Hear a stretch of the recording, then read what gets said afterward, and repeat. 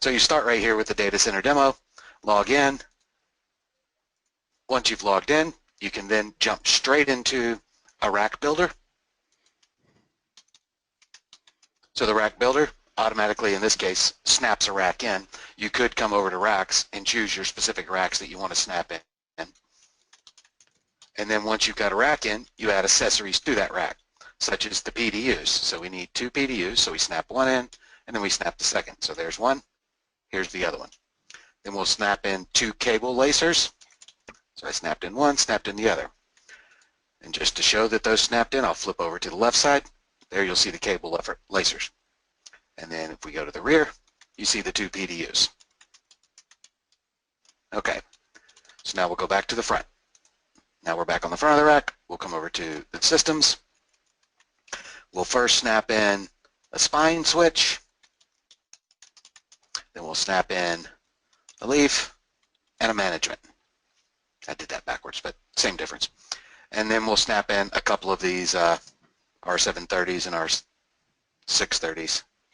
So I'll just snap in a couple of those, and now I'll place the R630s a little bit further down for heat control.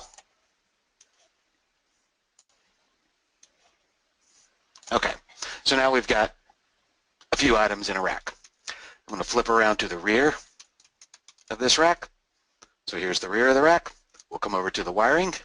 I'll tell it power goes direct, management goes in the right cable management, Ethernet goes on the left cable management, and then automatically go figure out the wiring for that.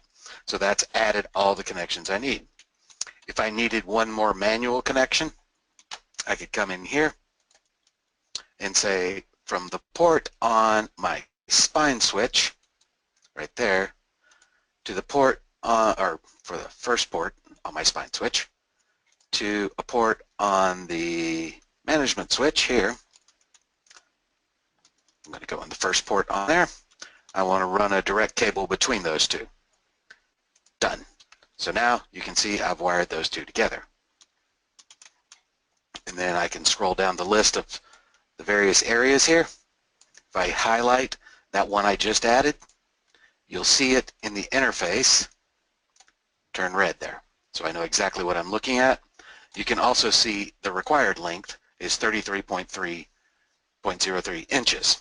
So you'd probably run a 3-foot cable there.